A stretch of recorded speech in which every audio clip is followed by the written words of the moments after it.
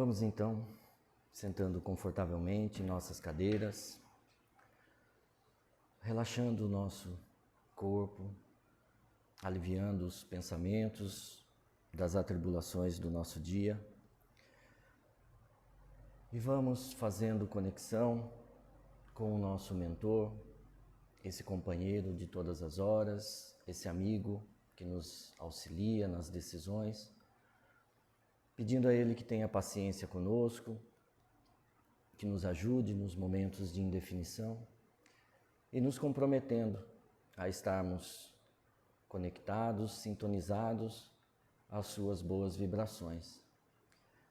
Vamos também nos conectando e cumprimentando todos os mentores dos companheiros aqui presentes, encarnados e desencarnados, formando um elo de muita paz, de muita harmonia para a execução dos trabalhos dessa noite.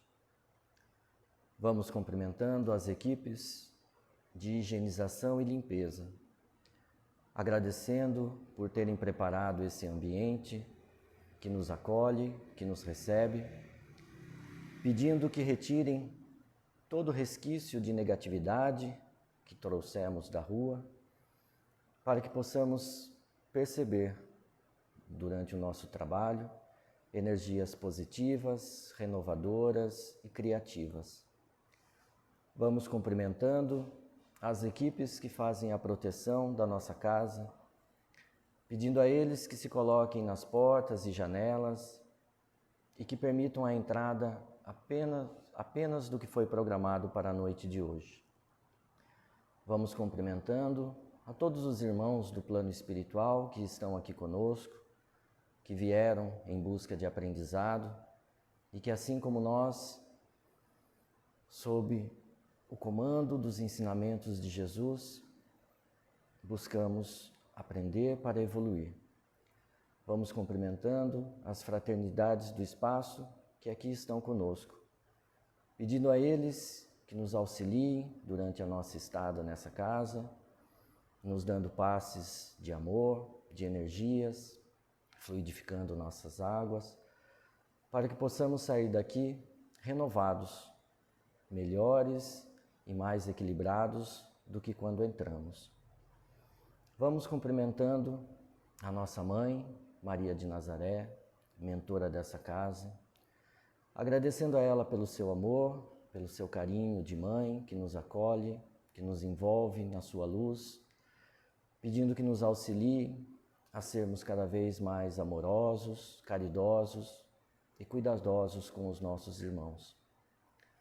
Na companhia de Maria, vamos cumprimentando o nosso Mestre Jesus, agradecendo a Ele pelos seus ensinamentos, pelo seu amor, pelo apoio que nos dá em todos os momentos e pedindo que nos auxilie para que possamos praticar o seu Evangelho no nosso dia a dia.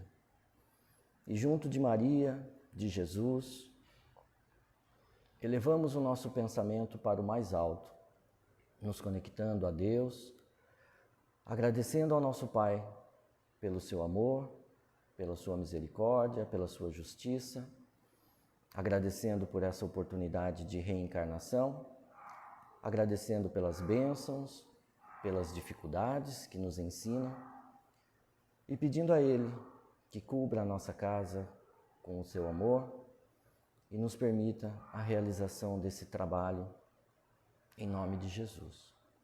Elevamos então a nossa prece a Deus como agradecimento, conforme o nosso Mestre tem nos ensinado. Pai nosso que estais no céu, santificado seja o vosso nome. Venha a nós o vosso reino, seja feita a vossa vontade, assim na terra como no céu. O pão nosso de cada dia nos dai hoje, e perdoai as nossas ofensas, assim como nós perdoamos a quem nos tem ofendido. E não nos deixeis cair em tentação, mas livrai-nos de todo o mal, que assim seja, graças a Deus, graças a Jesus. Boa noite a todos, sejam bem-vindos à nossa casa, a Casa de Maria. E eu gostaria de iniciar essa exposição trazendo uma frase que eu gosto bastante de ouvir, de meditar sobre ela, cuja autoria é de um padre jesuíta, teólogo francês, chamado Pierre Chardin, que diz que nós não somos seres terrenos vivendo uma experiência espiritual, mas sim que nós somos seres espirituais em uma experiência terrena. E eu trouxe essa frase para ilustrar o tema que hoje nós vamos debater, analisando essas duas situações que se contrapõem na frase. Porque de um lado ele coloca os seres terrenos vivenciando uma experiência espiritual, como que dizendo, aquilo que é passageiro, aquilo que é momentâneo, aquilo que não perdura e que busca uma experiência, que busca uma ligação com aquilo que o afaste um pouco da matéria. E do outro lado, a ideia de que somos seres espirituais vivenciando uma experiência terrena, como que dizendo que aquilo que é duradouro, aquilo que é imortal, que é a nossa espiritualidade, vivenciando uma jornada em mais uma etapa da sua evolução. Durante muito tempo, a humanidade, foi levada a acreditar que, de fato, a primeira hipótese era a verdadeira, porque faltavam elementos para justificar maiores informações ou maiores entendimentos sobre a vida espiritual. Mas Jesus, com o seu sublime magistério de amor, veio trazer elementos que tirassem todos os obstáculos para o nosso desenvolvimento moral, inclusive a ignorância. E ele, na sua vida, na sua prática, nos mostrou que vivência espiritual é amar, é perdoar, é dedicar caridade ao próximo através da benevolência, do perdão, né? Da indulgência. E nos ensinou que não é simplesmente dedicarmos um tempo de nossas vidas para frequentar templos ou decorar textos religiosos. Na verdade, o ensino de Jesus veio comprovar que, de fato, nós somos seres espirituais e que estamos momentaneamente transitando por uma experiência física, por uma experiência carnal. E é esse dogma que modificou totalmente a nossa forma de viver a vida, de vivenciar as experiências, que nós vamos então debater, que é a fé na vida futura. Por certo, a maioria de nós, pelo menos os cristãos, tem uma ideia a respeito da vida após essa nossa vivência carnal. Mas são ideias algumas vezes vagas, ideias como vida após a morte, vida futura, que não se sabe exatamente qual é a definição. E o Espiritismo vem então trazer maiores detalhes, maiores esclarecimentos que permitam com que a gente inicie esse estudo, inicie essa nossa jornada com a certeza, com a fé de que há uma continuidade para os nossos propósitos. E o texto que hoje nós vamos conversar, ele está no Evangelho, segundo o Espiritismo, no capítulo 2, intitulado Meu Reino Não É Desse Mundo. E começa a exposição dizendo o seguinte, no texto: Jesus claramente se refere à vida futura que ele apresenta, em todas as circunstâncias, como a meta a que a humanidade irá ter e como devendo constituir objeto das maiores preocupações do homem na Terra. Todas as suas máximas se reportam a esse grande princípio.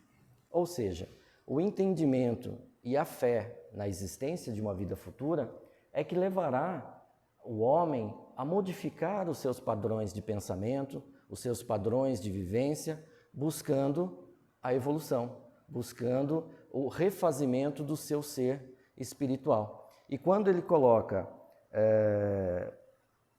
a meta a que a humanidade irá ter e como devendo constituir objeto das maiores preocupações do homem na Terra, significa dizer que é esse entendimento que vai tirar a humanidade do seu descanso moral, que vai permitir que a humanidade se renove moralmente através dessa meta, através desse objetivo do entendimento do que é a vida futura. Quando Jesus trouxe para nós a informação e os esclarecimentos a respeito da vida futura, fugiu um pouco daquela ideia que muitos têm, desculpa, de que vida após a morte significa um local onde uma alma bem intencionada é colocada como prêmio eterno pelo seu bom comportamento, ou um local onde uma alma ignorante é deixada para expurgar os seus pecados, vivendo castigos eternos. Jesus, na verdade, já nos orientou que o reino de Deus é um estado de alma, que também o oposto é um estado de alma, porque o reino de Deus, conforme palavras de Jesus, é obra divina no coração do homem que ama, do homem que perdoa, do homem que trabalha na caridade e vive nesse estado de graça. Assim como aquele que vive no desamor, aquele que vive na desarmonia, na intolerância, no egoísmo, e em tantos outros vícios morais que nós encontramos, também atrai para si desequilíbrios psíquicos que vão fazer com que ele se sinta eternamente castigado nas vivências, nas relações em que ele constrói. Então, é importante que a gente tenha essa noção de que a vida futura, de que o após o desencarne, não significa esse lugar, essa abstração para onde se vai a nossa alma. O texto de Kardec continua dizendo o seguinte: todo cristão, pois, necessariamente, crê na vida futura, mas a ideia que muitos fazem dela é ainda vaga, incompleta e, por isso mesmo, falsa em diversos pontos. Para grande parte das pessoas, não há, a tal respeito, mais do que uma crença, desprovidas de certeza, em razão das dúvidas e da incredulidade. Então, quando o Espiritismo vem nos ensinar, através da interpretação das palavras de Jesus pelos bons espíritos, que devemos entender a vida futura como uma continuidade da existência do ser espiritual que nós carregamos, é importante que a gente perceba que a vida presente, que muitos acreditam serem a única ou a última oportunidade, nada mais é do que uma etapa que o espírito transita e que ele vai poder trabalhar assim como ele já fez em encarnações passadas e que ele vai poder fazer em encarnações futuras. Até mesmo, ou até quando o laço que une o espírito com o corpo, com a carne, se desvencilhe. E aí o espírito vai poder mensurar todas as experiências que ele adquiriu nessa vivência, através dos amores, através das dores, vai somar com todas as outras que ele já carregou, que ele vem carregando em vivências anteriores, e vai conseguir remanejar o seu planejamento, refazer os seus planos futuros para novas experiências, buscando o reequilíbrio necessário. Então, a ideia de vida futura que Jesus nos apresenta é, na verdade, a mostra do amor e da misericórdia de Deus para conosco, que sempre vai nos oferecer a oportunidade de um recomeço para reajuste das relações que nós desequilibramos, um recomeço para novos aprendizados, um recomeço para o aprimoramento moral de que nós somos dependentes. E não é à toa que Kardec, quando cita no texto o tema, a fé na vida futura, ele coloca que esse é o ensinamento fundamental de Jesus, que dele decorrem todos os demais. E todos os demais ensinamentos só fazem um sentido mais completo a partir do entendimento, a partir da fé que se tenha na vida futura. No decorrer da leitura do texto, Kardec continua explicando qual é a importância de se crer, da fé na vida futura, e ele coloca como uma comparação de que na medida em que a gente se aprofunda mais no entendimento desse tema, com muito mais facilidades nós vamos enfrentar as dificuldades da nossa vida. Ao passo que, à medida que a descrença toma conta, muito mais facilmente a gente deixa de lado o avanço moral, o avanço necessário para a nossa evolução. E Kardec exemplifica essa situação com o texto seguinte: a ideia clara e precisa que se faça da vida futura proporciona inabalável fé no porvir, fé que acarreta enormes consequências sobre a moralização dos homens, porque muda completamente o ponto de vista sob o qual encaram eles a vida terrena. Então, de acordo com o ponto de vista que a gente tem sobre a vida futura, mais ou menos iremos nos aproximar do intuito de evolução moral, assim como mais ou menos nós nos resignaremos diante das nossas adversidades. Se a gente imaginar que a crença de que a vida começa do nascimento carnal e se encerra com a desencarnação, muito mais facilmente a gente se revolta diante dos problemas, das dificuldades que ocorrem nas nossas vidas, sejam doenças, problemas familiares, problemas financeiros. Porque quando se olha a vida por uma perspectiva tão reduzida, fica difícil de você entender as causas desses problemas que hoje aflige o ser humano. A gente só encontra o efeito, somente a consequência é que faz parte da nossa vida. Mas não raras vezes, a causa do problema de hoje é uma situação que já vem do pretérito. E por isso que essa visão reduzida prejudica um melhor entendimento. E aí ocorrem a ingratidão, o dizer que Deus está sendo ingrato com ele, o dizer que Deus é injusto. Porque, por exemplo, se você olha e fala, poxa, mas eu sou um bom marido, eu sou um bom filho, e hoje eu recebo um familiar que me agride, eu não mereço isso. Deus, de alguma maneira, está me punindo. Quando, na verdade, a causa pode estar em épocas passadas que a falta de conhecimento de todo esse trâmite ocasiona. Também, a perspectiva de uma vida curta, uma vida sem um futuro, desmotiva para que o ser humano procure a sua evolução moral. Porque não faz sentido a busca por um melhoramento no futuro, se esse futuro não faz parte das suas crenças. É preferível, então, o gozo, os prazeres de imediato, a busca pela satisfação imediata das coisas, porque é o que a visão imediatista leva.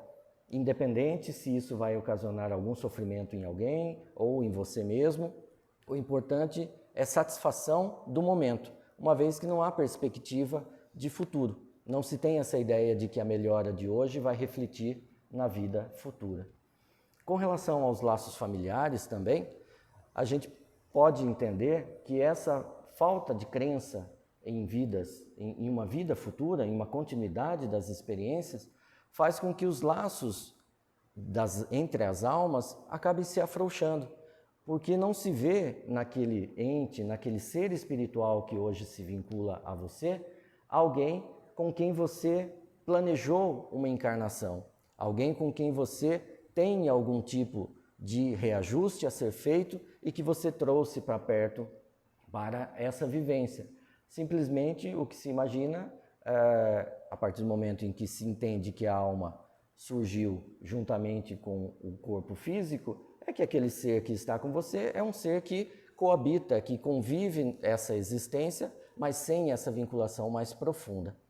E ainda sobre essa questão familiar, a dor e a revolta pela perda de um ente querido acaba sendo majorada, uma vez que você imagina que a morte é o fim desse vínculo que você tem com esse ente querido. Se você não imagina, se você não tem fé de que há a continuidade na vida futura. Por outro lado, o Espiritismo vem demonstrando com evidências claras, com evidências lógicas, de que essa existência é, na verdade, a continuidade de tantas outras que nós já carregamos. Que nós estamos escrevendo nessa vida mais uma página do livro do nosso espírito. Outras tantas já foram escritas, outras tantas serão escritas, e em cada uma delas, as vivências, as experiências, os amores, os desamores, como diz Joana de Ângeles, a dor, reparação, e o amor, ação, vão se juntando e interligando uma página a outra para que você possa continuar a sua caminhada, evoluir, buscar o melhoramento do seu ser espiritual. E o Espiritismo vem interpretando as mensagens de Jesus e apresentando para nós um consolo, uma resignação e mostrando que as questões da vida atual nada mais são do que consequências de vidas anteriores e que esse reajuste, esse entendimento vai facilitar para que vidas futuras sejam mais equilibradas, sejam mais sadias para você e para todos os outros que estão ao seu redor. A gente começa a entender, a partir da fé na vida futura, de que não existe injustiça da parte de Deus. Tudo aquilo que acontece conosco, seja bom ou seja ruim, é o efeito de uma causa que você deu em épocas passadas. Então, você só está recebendo de volta aquela vibração positiva ou negativa que você já deixou em experiências anteriores. E que se queremos uma vida futura mais calma, mais amorosa, menos atribulada, compete a nós a mudança do comportamento do hoje para que o amanhã seja mais agradável, para que amanhã a gente possa se preocupar com outros problemas que continuam a existir, mas esses que nós hoje, que nos afetam hoje, nós podemos eliminá-los, nós podemos resolvê-los a partir da mudança dos nossos comportamentos. A fé na vida futura, como Jesus nos ensina, nos leva então à busca pelo melhoramento moral. A gente não enxerga mais os vícios e os prazeres terrenos, imediatistas, como a única solução para uma vida sem perspectiva. Na verdade, a gente consegue entender que os vícios, que os problemas morais são obstáculos, na verdade, para uma vivência espiritual mais plena, mais completa.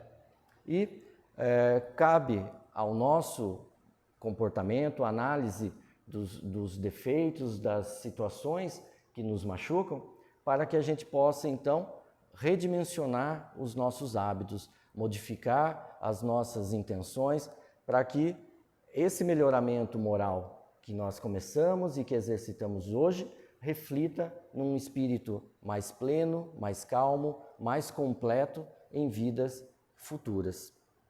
E, voltando ao tema da família, quando a gente crê nessa continuidade, quando a gente crê na existência de vidas futuras, a gente sabe que esses entes queridos, esses amores das nossas vidas, que partiram dessa viagem física antes de nós, que eles continuam vivos, que eles continuam nos amando, que eles continuam recebendo o nosso amor e que, num determinado momento, um pouco mais rápido para uns, um pouco mais lento para outros, mas que nós vamos nos encontrar, que nós vamos novamente fazer planos, que nós vamos novamente unir esforços para o auxílio mútuo que é necessário para a evolução de toda a humanidade. Então, Kardec coloca assim a respeito daquele que crê na vida futura. As vicissitudes e tribulações dessa vida não passam de incidentes que ele suporta com paciência, por sabê-las de curta duração, devendo seguir-se-lhes um estado mais ditoso. A morte nada mais restará de aterrador. Deixa de ser a porta que se abre para o nada e torna-se o que dá para a libertação.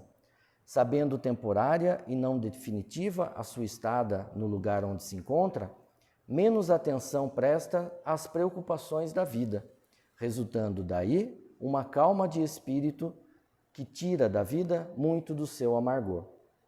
Então, podemos dizer que o ponto de vista que reconhece a vida futura como uma verdade, como um dogma verdadeiro que Jesus veio nos ensinar, nos faz valorizarmos o ser espiritual que a gente é e entender que nós estamos aqui simplesmente de passagem e que, como diz Kardec, uma simples passagem, uma estada em um país ingrato. E esse entendimento sobre a transitoriedade da vida carnal pode ser um excelente motivo para que a gente então comece a despertar a consciência do nosso ser espiritual, que muitas vezes fica adormecido. Muitas vezes a rotina do dia a dia, o costume, a acomodação diante de certos problemas faz com que a gente se adormeça, mas é importante que a gente desperte, porque como nós falamos aqui em poucas palavras, mas existe uma eternidade que nos espera e que depende desse nosso despertar. O Espiritismo, ele traz as ferramentas, traz os meios que potencializam essa nossa experiência, que potencializam esse nosso despertar. Então, se a gente encara a dor, a tristeza que corrói a nossa alma de uma maneira resignada, paciente, com fé, tudo isso vai se transformar em aprendizado, vai se transformar em lições vividas na vida futura que nos aguarda. Aquele familiar difícil que paga com ingratidão, com injustiça, o amor que a gente dedica, ele vai se transformar no irmão amoroso, agradecido, se a ele a gente dedicar a compreensão, a benevolência que Jesus tem nos ensinado. E é bom que a gente olhe para nós também, não apenas para que a reforma que os outros devam fazer, mas principalmente a que nós devemos fazer, para tirar do nosso caminho todos esses vícios, todos esses monstrinhos que a gente ainda carrega e que impedem que a gente consiga viver plenamente os ensinos e a moral que Jesus tem colocado para nós. Então, espero que com essas poucas palavras, com essas simples palavras, a gente possa entender que a continuidade da vida para um espírito imortal que somos, anime para que a gente consiga viver no seu grau mais alto todos os bons sentimentos que Jesus nos apresenta, nos mostra, nos ensina. Então que a gente possa amar mais, perdoar mais, trabalhar no bem, fazer a caridade sem nenhum tipo de compensação, sem espera de nenhum tipo de reconhecimento, né? E, como diz Fernando Pessoa, tudo vale a pena quando a alma não é pequena. Então que a gente possa engrandecer cada vez mais a nossa alma, agigantar a nossa alma na certeza do amor de Jesus, para essa e para tantas outras vidas que nos esperam, e sempre no objetivo, sempre na caminhada de se chegar ao coração de Deus, nosso Pai de amor. Tá bom? Muito obrigado. Boa noite. Obrigado.